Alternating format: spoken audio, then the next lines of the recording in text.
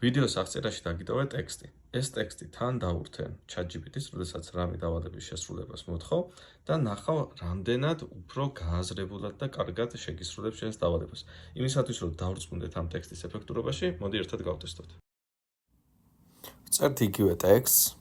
ვინც არიცით ქართული ენის მხარდაჭერა აქვს უკვე ChatGPT-ს და დაგვიწერა ასეთი განვრცობილი, ესეთი მხატვრულად შელამაზებული პასუხი, რომელიც საკმაოდ კარგი არის, ხო? ანუ ესეც კარგია, მაგრამ ეხლა მოდი დავწეროთ იგივე ტექსტი, ოღონდ ეს ჩემი გაზიარებული ტექსტის თან დავურთოთ და ნახავთ, რომ პასუხი ChatGPT-ის მიერ მოწოდებული იქნება ბევრად რაღაც ორგანიზებული, ჩაშლილი, გააზრებული, მოკლედ ბევრად უკეთესი რა, ვიდრე წინა იქნებოდა.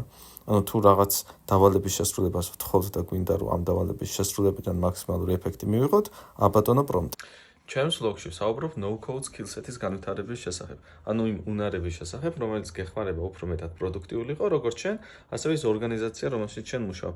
ამიტომ გამოიწერე ჩემი არხი პროფილი, ნუ რაც არის და კომენტარებში დამიწერე, რა საკითხები იქნებოდა შენთვის საინტერესო, რომ შემდეგ ახალ ვიდეოებში ისინი შემოგთავაზო.